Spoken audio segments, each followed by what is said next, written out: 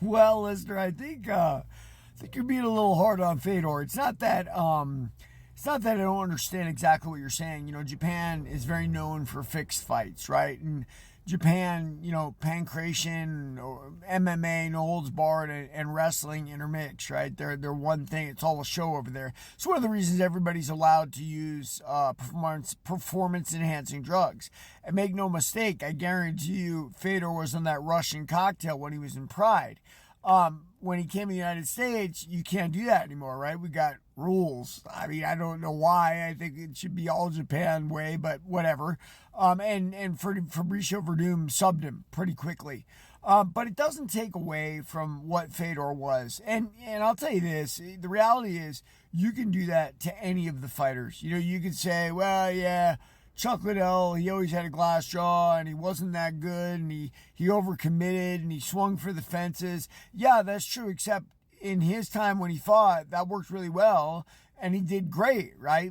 So it's all the person doing it. As I reflect on my own career, I had a lot of advantages. We all have a lot of disadvantages too, but I didn't step up there and do it, right? I was distracted by money, by women, by things that were not what the people who went in there and did it. It's the old Theodore Roosevelt saying, the only thing that counts is the man in the arena. So, listen, the things you said about Fedor are accurate. You say those things accurately about a lot of fighters. I remember meeting the girl who beat Cyborg the first time. I met her in Vegas. She was hanging out at one of the gyms or whatever, doing what she was doing.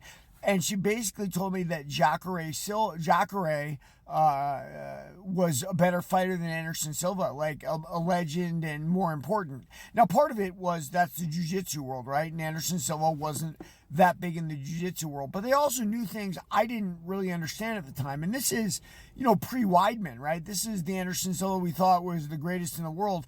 And she kind of shrugged her shoulders at me when I said, well, what about Anderson? It's whatever. And that's because we all have different perspectives, right? We all look at things from our own personal experiences and our own angles with them. So, I could take any of those guys and tear them apart. I could say Khabib retired too early.